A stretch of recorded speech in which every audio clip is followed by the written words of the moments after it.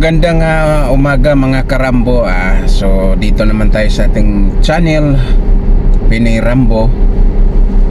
At ito, mayroon tayong panoorin uli na ito talaga malaking tulong to sa ating mga kasundaluhan dahil nakaka-adapt din ng ating mga kasundaluhan ng training galing ng ibang bansa. Sa paraan ng training nila,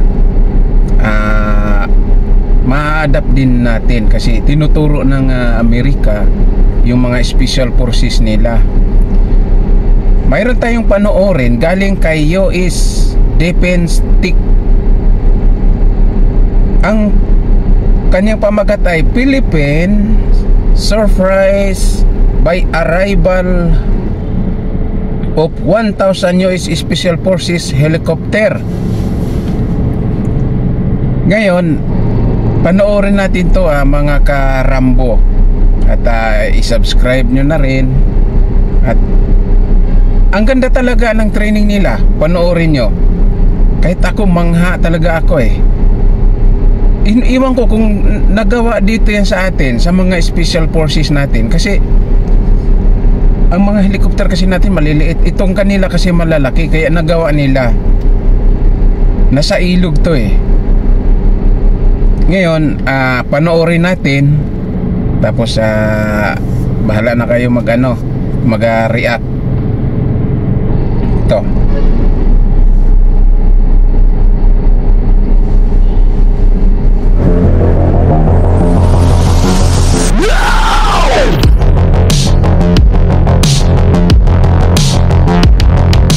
Ayun o. Ganyan katindi mga karambo. Nasa tubig yun ha. Mga karambo, full pack yan sila, full pack. Mabigat yung kanilang dala. Kung anong bigat nila, halos yan rin yung dala nila. Kaya mahirap tumalon sa ilog. Mahirap tumalon sa ilog na ganyan kabigat yung dala. Okay lang kung wala kang dala. Nagagawa to sa mga mga sa atin. Pero yung talon helicopter, hindi ko pa na monitor. Pero yung nagawa naman natin to, talon naman sa ilog. Isim lang naman yan eh. Mababa lang naman yung helicopter. Di naman gumamit ng parachute dahil tumalon lang sila sa ilog. Pero yung pagkatalon nila,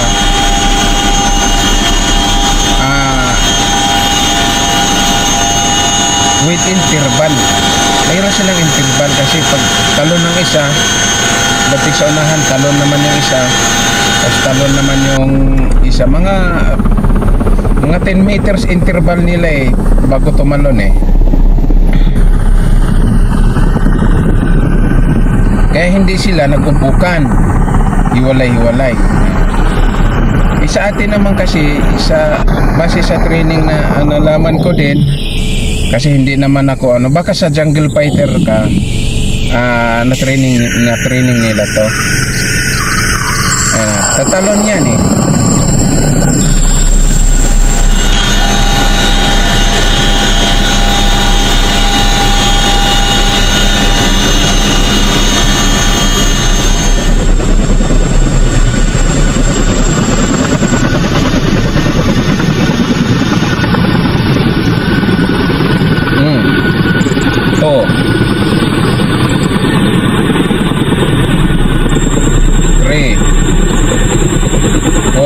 Yan ang sabi ko na may interval.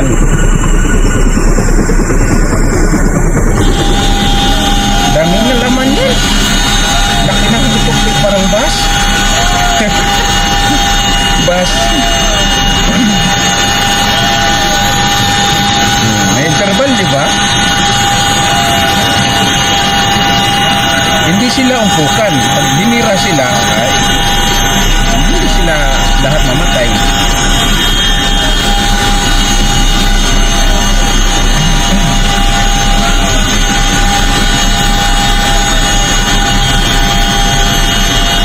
Kompleto kasi yan sila mga karambo.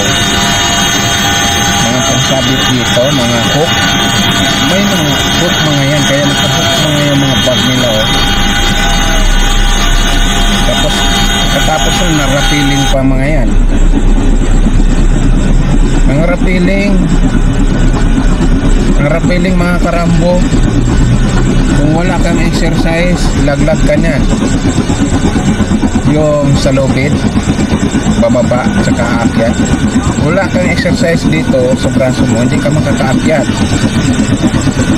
Pag bumaba ka, laglag ka din. Kaya fully exercise yan mga yan.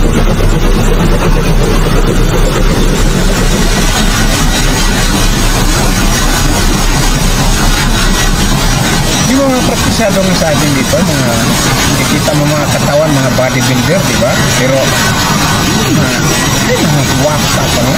Ganyan. Ang laki ng katawan ha, master. Pero ipaparas mo yan. Baras ha, hindi yung dumbbell. Iba yung baras. Dahil ang baras, aangat ang katawan mo. Subukan mo, kung makasampo sila, naiwan ko lang. Kasi pag hindi mo practice ang katawan mo, practice ka lang sa magbubuhat gym, buhat mo, ang mabigat, nililift mo. Pagdating sa baras, kung wala kang practice niyan, aba, hindi ka makakabaras ha. Laglag ka ha.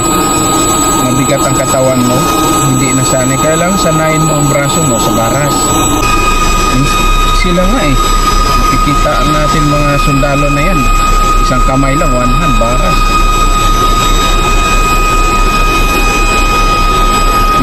Malakas na yan pag ganyan.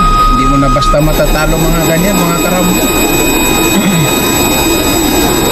Kahit sa kumbatan yung unarmed, hindi mo basta matatalo mga yan. Malalakas yan. Pero sa bala, ganyan lang kaliit yung bala. Pero siyempre bala yun, kahit ano laki mo doon, ano liit mo yun. Pag tinamakan ka ng bala, iyak ka na tumayo.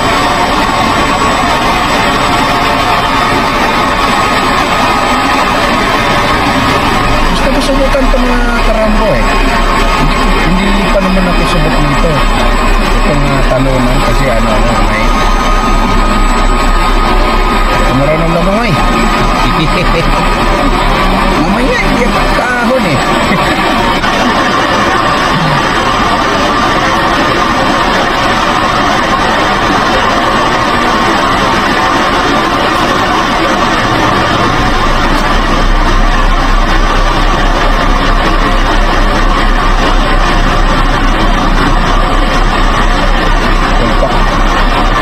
Andyan yung bala, andyan lahat ng gamit. May tulugan kasi yan sila, may banig din naman yan, may duyan. Kompleto yan, kaya mabigat ganyan kabigat ang bala. Hindi yan puro hindi naman yung puro bala, hindi naman puro armas yan. Kung puro bala yan, ganyan kalaking bag, dapong bag, hindi kaya buhatin yan. Bakal yung bala eh. Kung ano lang makakaya mong dalhin. Yan, dapong bag na yan.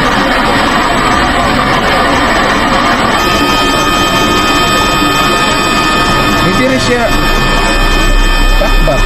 Pero ang takbag kasi maliit lang eh. Takbag din siya pero forma niya, pero napakalasing naman kasi kaya dapong bag na yan. Kaya nga mga karambo, dalawang helicopter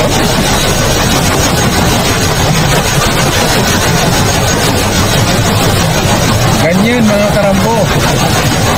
Kailangan fully exercise ka dyan bago ka sumalang dyan.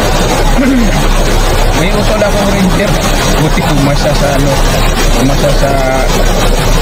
langoy na pulpak ang dala.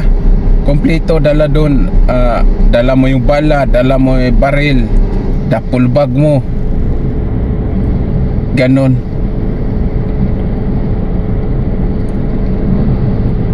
O ano masasabi nyo mga karambo? I-subscribe nyo na lang si Pinoy Rambo dyan, ha? O pwede rin yung i-share kung naganahan kayo. At pasensya na kayo sa salita ko. Medyo salitang lasing, pero hindi ako lasing. Basta hindi ako lasing. Parang lasing lang ako.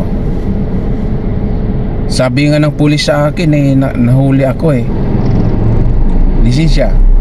Inabot ko. Nung pag-abot ko, sabi na, lasing ka no? Hindi ako lasing.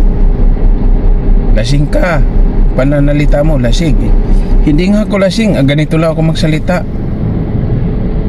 Gusto mo, ititis kita. Yung ititis, ano yun? Yung sa hininga mo? Oh, okay lang. Titis mo.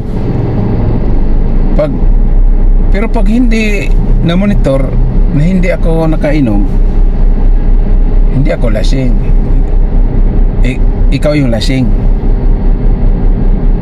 Sabi ko, bakit? Nakilala kita, pulis ka ako, kung di mo titingnan yung lisensya ko, di mo ko kilala.